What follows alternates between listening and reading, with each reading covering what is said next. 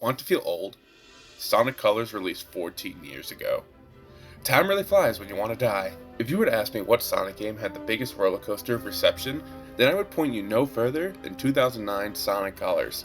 When the game first launched, this was seen as the second coming of Hedgehog, the game that single-handedly revived the franchise.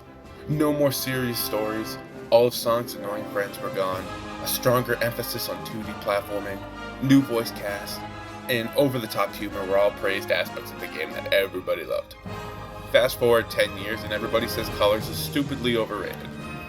The story is too kiddie, weak level design, new voice cast, too much 2D, and cringe humor. It's crazy to see how this game took a 180 in reception, and you can't help but wonder what happened. Well, we don't really need to wonder, it was mostly because of Sonic Colors Ultimate, but let's not talk about that. Just to point it out, it's crazy how crunchy these old gameplay trailers look. I get the game wasn't in HD, but these look like they were bit crushed a half dozen times. So I'll swap between footage of the base game and Ultimate, just so you can all kind of get that comparison and see which one looks better, because they look better in different aspects. But anyway, we're here to talk about how Sonic Colors holds up as a game to today's standards. To everyone who doesn't have time to stick around, the answer is yes, the game is far from perfect, but still very much worth your time. Sonic Colors can mostly be compared to other titles in the Boost formula. Sonic Unleashed, Sonic Generations, and Sonic Forces. I guess kind of Frontiers, but not really. When you compare Colors to these games, you'll find that Colors has a much slower paced gameplay loop, especially compared to Unleashed and Generations. Sonic Forces is the game that I would say is most easily compared. Both games tend to shine in their 2D sections.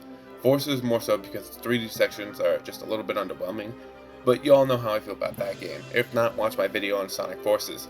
I make a lot of videos about Sonic. Am I a Sonic YouTube? No, let's not think about that. I don't want you to think I'm putting down Colors' 3D sections with that last statement though. I find that when Colors does do 3D, it's usually to a pretty well received degree. It's just that this game is probably, maybe only 30% 3D gameplay. Sonic Colors is much more focused on its precise 2D platforming. Most of the time it works well enough, other times it feels like you are fighting the game to maintain control of the blue boy, but it mostly works fine. Sometimes Sonic will feel just a bit sluggish for the asset span that is some of these 2D obstacle courses.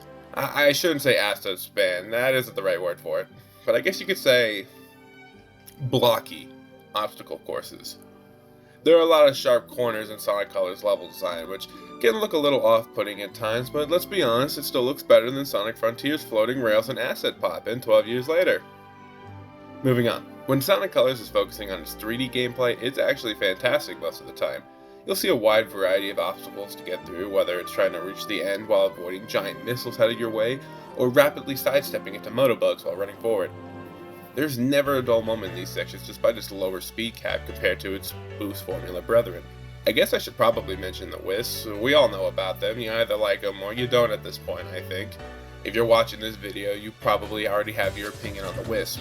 I think they're a fun addition. They're usually optional, giving players the choice of whether they would rather have a more traditional Sonic experience or one that is turbocharged with color power.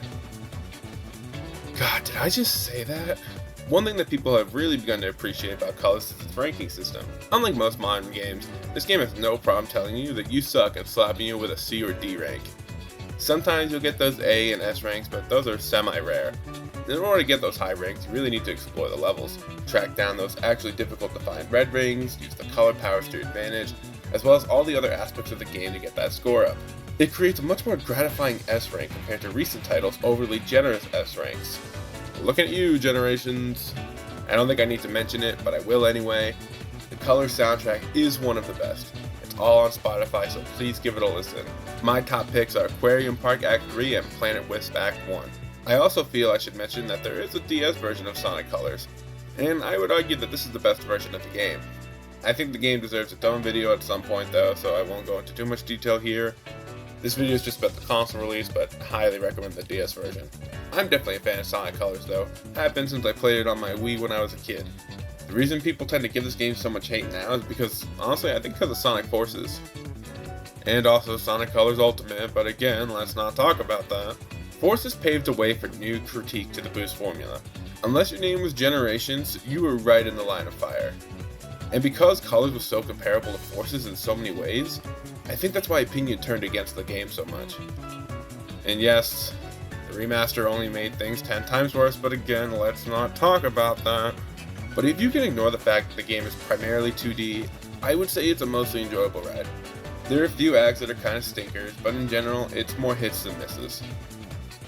Outside of the few stand on button and wait for X thing to happen, most levels won't leave you feeling brain dead. It's a short romp, you can beat it in a few hours if you try, and the remaster is dirt cheap on Amazon, so I say it's worth the 15 to 20 bucks you can get it for. I personally love the game. It will forever hold a special place in my heart. I own pretty much every version of it, including several versions of the remaster. At this point, I'm starting to think I really will become a Sonic YouTuber. I keep making videos about this blue rat. I still have like 3 more I want to make, which is terrible. But I guess it's a problem for another day. I have been your favorite Sonic loving fruit, Kiwi. Until next time, friends.